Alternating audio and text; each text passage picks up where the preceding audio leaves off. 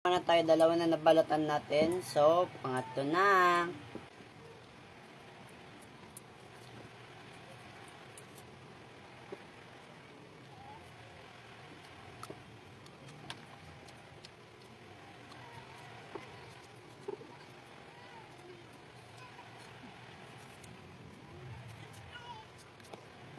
Alam ko guys, naboboring na kayo dito. Sige, babalatan ko na lang to. So, yan guys, natapos ko na yung 4. So, maglilinis lang ako ng ating lamesa at kakain na tayo. Alam ko na buburiot na kayo sa video na to. Kaya wag muna kayo mas-scroll. Kasi, maganda yung kwento ko. Kung malas, yan. So, yan guys. So, eto na yung 4 natin na mangga. Tapos, meron ako ditong clear vinegar. Okay, let's lagay.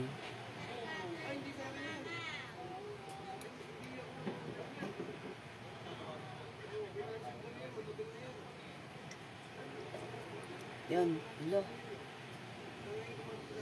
Baho, ang asim. May suka. Okay.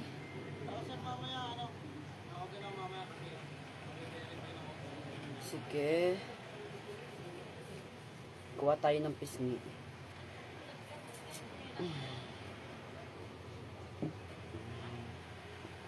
So na natin. Ang asim!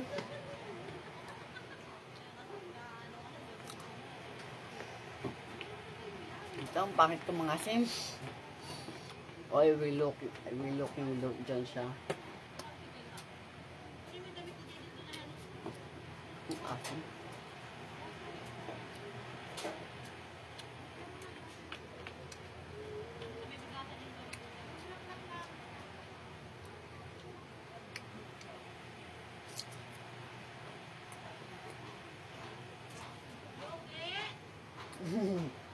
Ayoko pakita yung pag-aasin.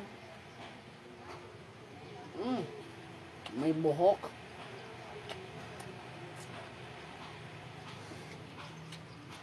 Okay.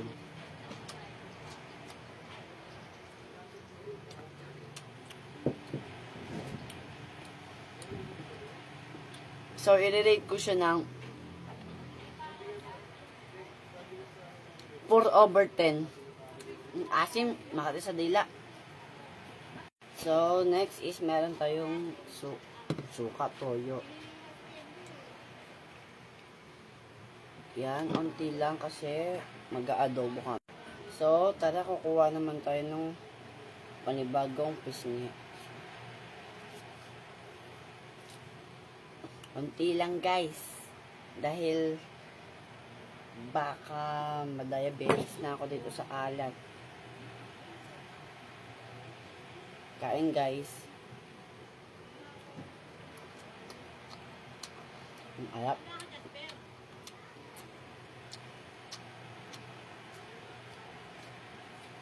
Pero masarap.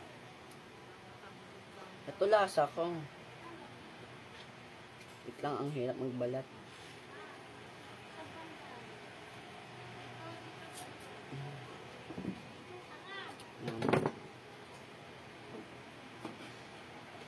Yan.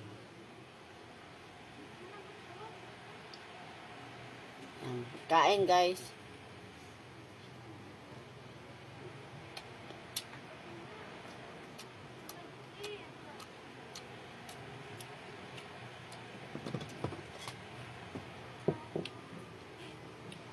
So, i-rate ko siya ng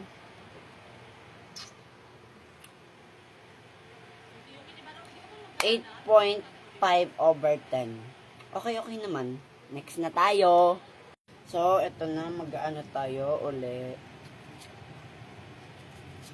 Tikman na natin ang toyo na may asukal. Asukal ba? Asukal. Yes.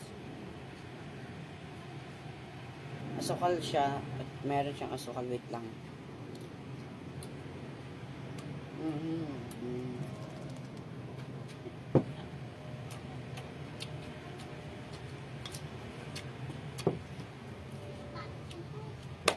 I-rate ko yung toyo na may asukal 9.5/10.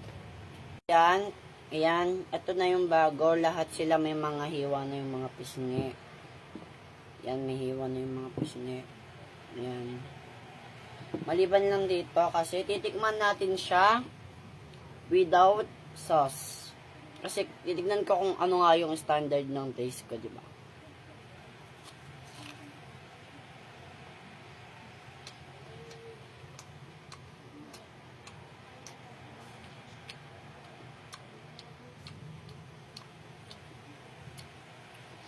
I-rate ko to ng 7/10.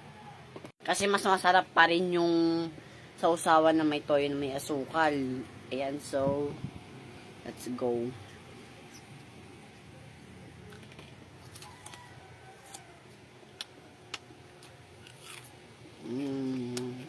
So, bye-bye!